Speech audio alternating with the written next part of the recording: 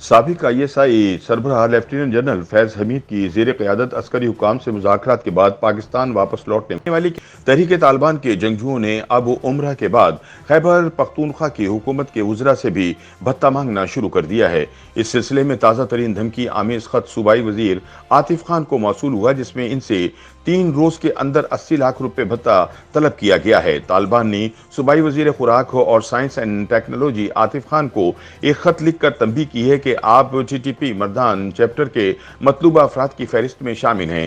اگر TTP کے مطلوبہ افراد کی فہرست سے نکلنا ہے تو اس کے لیے 80 لاکھ روپے دینے ہوں گے۔ خط میں صوبائی وزیر کو انتباہ کیا گیا کہ ہمارے پاس آپ کے حوالے سے مکمل معلومات اور ریکارڈ موجود ہے، لہٰذا 3 روز کے اندر رقم فراہم کریں ورنہ اپنے انجام کے لیے تیار رہیں۔ دوسری جانب عاطف خان نے کالعدم تحریک طالبان کی جانب سے بھتے کی رقم کا خط موصول ہونے کی تصدیق کر دی ہے۔ ان کا کہنا ہے کہ میں نے خفیہ ایجنسیوں اور وزیر اعلیٰ محمود خان کو بھی اس خط کے حوالے سے آگاہ کر دیا ہے۔ عاطف خان سے سوال کیا گیا کہ وزیر اعلیٰ محمود خان آپ کو کیسے تحفظ دیں گے، کیونکہ وہ تو خود ایسا خط موصول ہونے کے بعد چھپتے پھر رہے ہیں، تو انہوں نے ہنسنا شروع کر دیا۔ جی لیٹر آیا ہے، رینسم جس طرح نارملی باقی لوگوں کو بھی کچھ لوگوں کو آئے ہیں تو وہ آئے ہیں، اور میں نے کنسرن اتھارٹیز سے اس کو شیئر کیا ہے۔ اب وہ اس پہ آگے جو بھی کارروائی کر سکتے ہیں وہ کریں گے انشاءاللہ۔ صرف یہ آپ کو آیا ہے یا دیگر منسٹرز وغیرہ بھی ہوئی، کیونکہ چیف منسٹر کے بھائی کا بھی ذکر ہو رہا تھا؟ دیکھیے مجھے تو باقیوں کا پتہ نہیں ہے، لیکن میں نے تو اوپنلی کہا ہے کہ یہ چیز ہے، اور اس کے مطابق جو سیکیورٹی ایجنسیز ہیں ساروں کو میں نے انفارم کر دیا ہے۔ ابھی آگے کام کرنا تو اوبیسلی سیکیورٹی ایجنسیز کا۔ خیال رہے کہ گزشتہ ماہ سینٹ کی کمیٹی برائے دفاع کو بریفنگ میں سیکیورٹی حکام نے TTP کے دوبارہ سر اٹھانے کی خبروں کو مسترد کرتے ہوئے انہیں مبالغہ آرائی قرار دیا تھا۔ سیکیورٹی حکام نے ان خبروں کی بھی تردید کی تھی کہ TTP کے مسلح افراد کو امن مذاکرات کے دوران طے پانے والی کسی سمجھوتے کے تحت افغانستان میں ان کے محفوظ ٹھکانوں سے وطن واپس آنے کی اجازت دی گئی تھی۔ تاہم یہ ایک تلخ حقیقت ہے کہ افغان طالبان کے ایما پر تحریک طالبان کے ساتھ پاکستانی عسکری حکام کے مذاکرات کا آغاز سابق ISI چیف فیض حمید کی زیر قیادت ہوا، اور یہ مذاکرات ان کے کور کمانڈر پشاور بننے کے بعد بھی جاری رہے۔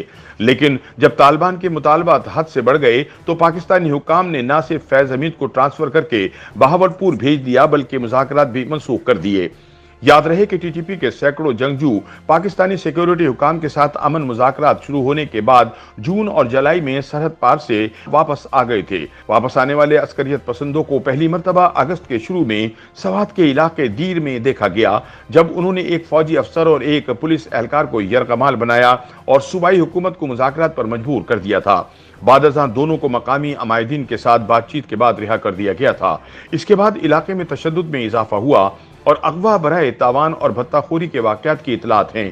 حالیہ دنوں میں سوات کے عوام نے طالبان جنگجوؤں کی واپسی کے خلاف بڑے پیمانے پر مظاہرے بھی کیے ہیں۔ بتایا جاتا ہے کہ طالبان اور عسکری حکام کے مابین مذاکرات کے نتیجے میں تقریباً 450 عسکریت پسندوں کو ہتھیاروں سمیت پاکستان واپسی کی اجازت ملی تھی۔ تب یہ بھی کہا گیا تھا کہ انہیں پہاڑوں میں ہتھیار رکھنے کی اجازت تھی، لیکن انہیں غیر مسلح ہو کر اپنے گھروں میں جانا تھا۔